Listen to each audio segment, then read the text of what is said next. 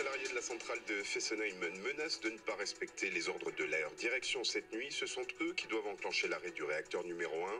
C'est la première étape vers la fermeture de la plus vieille centrale nucléaire de France. La politique agricole commune ne peut pas payer pour le Brexit. Déclaration d'Emmanuel Macron après l'échec ce soir du sommet sur le budget de l'Union européenne. C'est le premier sans la contribution britannique. Les pays partisans d'une maîtrise des dépenses proposent une réduction de la PAC et des aides aux régions les moins développées.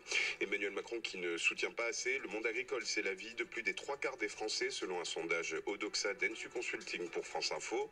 À la veille de l'ouverture du salon de l'agriculture, il révèle par ailleurs que vous êtes 9 sur 10 à avoir une bonne opinion des agriculteurs, jugés utiles, passionnés et courageux.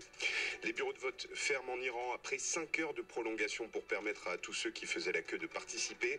Un scrutin législatif où le camp conservateur est donné favori. Et puis les hommages de droite comme de gauche à la mémoire de Michel Charasse, l'ancien ministre, sénateur et membre du Conseil constitutionnel, est mort la nuit dernière à l'âge de 78 ans. Le Premier ministre Édouard Philippe a salué un esprit brillant, symbole de l'amitié et de la fidélité en politique. France Info. Et tout est plus clair.